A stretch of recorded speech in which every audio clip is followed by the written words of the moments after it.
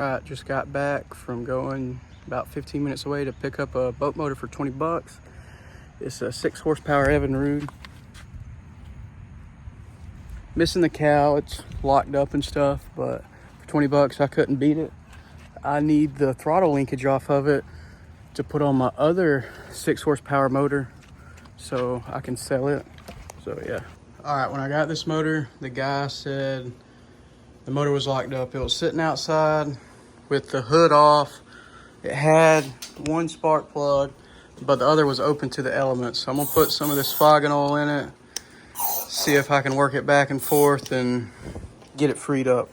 All right, I was able to work the motor back and forth real slowly, put some fogging oil in it, and it has freed up. I can turn it over by hand now.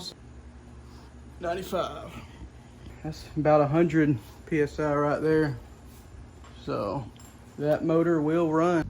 So on the motor that I'm switching parts onto to try to get running, the bottom cylinder is reading about 95. We'll see what the top is. On the top cylinder, we got 95 as well. So that motor will run. One of the parts I need to replace is the hood latch.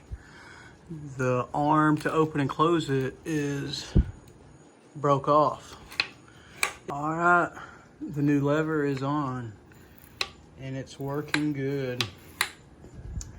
Here's the old one, again, broken.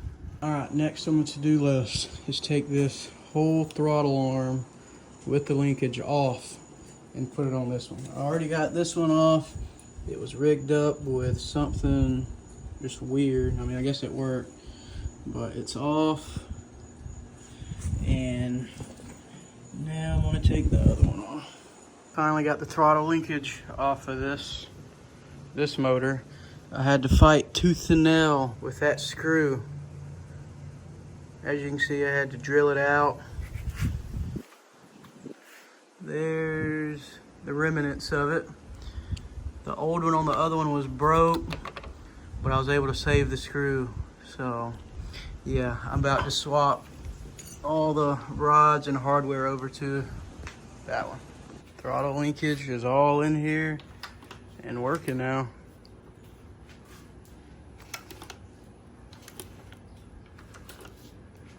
I am happy about that. Next on the agenda is spark.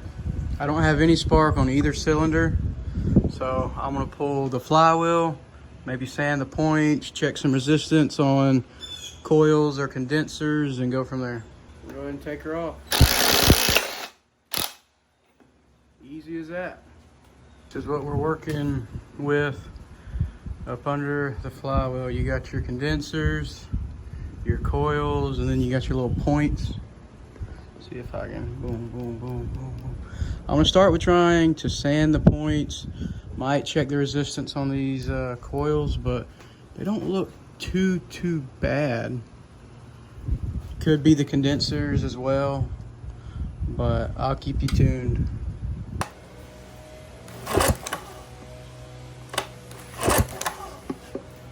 It has spark. I don't know if y'all can see that, but the bottom cylinder is good. After sanding the points, the top cylinder now has spark as well. So this piece of sandpaper is what I use to sand the points. As you can see by the 2 black dots on each side, there was some sort of buildup on the points, not allowing it to create the spark it needed. All right, it's got gas, it's got spark. Everything seems to be all right with it. Got some water, we're gonna see how long it takes it to pop off.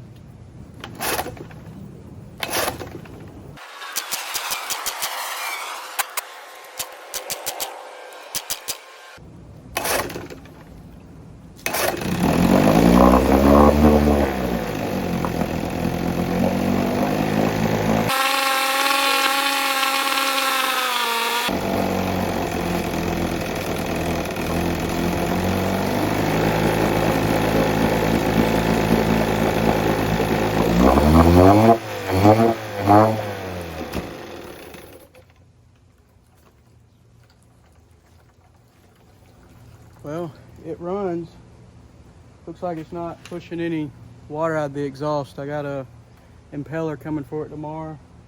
We'll install that and try to get it dialed in. But it doesn't want to stay running, so I'm just gonna go through the car just as a peace of mind and go from there.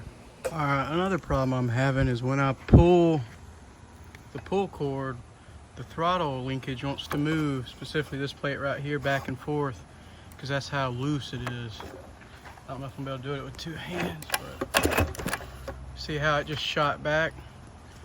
And this is where all the play's at right here. You can see how wallered out that is. Like, let's see here. Let me push this. So this is how much play there is without it even engaging the handle. So that's why this thing, whenever I'm pulling it, it's kicking that out. That's how much play without even turning the throttle. So I guess next on the agenda is I'm gonna replace this with the good one. So right here we have both throttle linkages. This is the one I deem the good throttle linkage, and the one on the right is what I deem the bad throttle linkage. Starting out first is wear grease. As you can see, what I deem the bad throttle linkage, there's wear grease on almost all these parts, which is a key indicator of wearing, making holes get elongated, just like that. There's wear. And then on the left side, we still got a perfectly good hole, and that slot has no wear in it. So hopefully this will take the slack out of what this had and make the throttle not so loose when I try to pull it over. So yeah. All right, that throttle linkage is all replaced, and it is tight, I'm telling you. Hardly any more play right here. Before, I could really turn it back and forth because of how loose it was, but there's no play down here. The only play left is in this shaft right here, but she's tight and she's working good. I'm happy. The carb is off. Now it's time to take it to my tear down station and tear it apart, check the jets and whatnot, give it a good cleaning. I have this carb all torn apart now. Looks like it was rebuilt or gone through recently. I could kind of tell that by looking at it on the motor because this gasket's a little different. And I mean, the bowl is about as clean as can be. The needle and seat look good. I'm gonna go ahead and slap it back together. All right, the carb is all put back together, as you can see. Now I am on to replacing what is responsible for opening and closing the throttle. As you can see, this one has quite a bit of wear on it, while this one does not.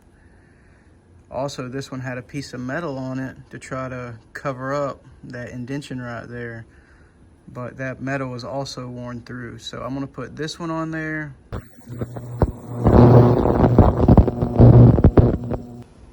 Carb is back on.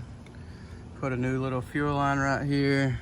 As you saw, I tried to ultrasonic clean this because fuel's coming back down and coming out right here. Thought there was a check valve in here, but there's not. I think it has something to do with the fuel pump allowing fuel to come back through. So, about to run it. All right, first start after going through the carb, fixing the throttle linkage and everything. So we're gonna see how it runs.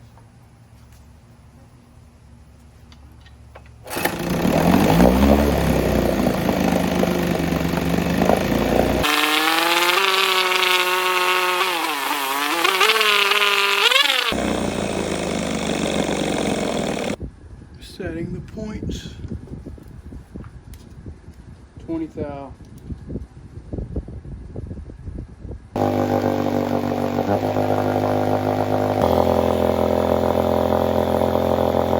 Alright, big update. Took the whole engine off the exhaust housing, checking this seal, this cam seal that goes right here. Look at the difference between, let's see, the old one, how worn in it is. You can see those grooves, and the new one.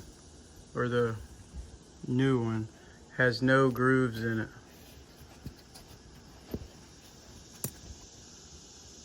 That shows you how many hours this motor has on it, which is crazy compared to that one. So, yeah.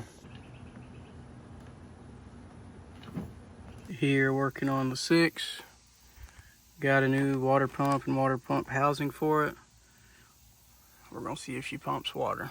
All right, so last time you saw me putting in a new water pump, the motor is now pumping water.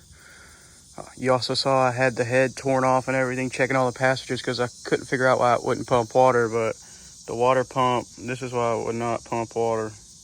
I don't know if it was creating an air pocket or what, but she's good to go now. I'll show you.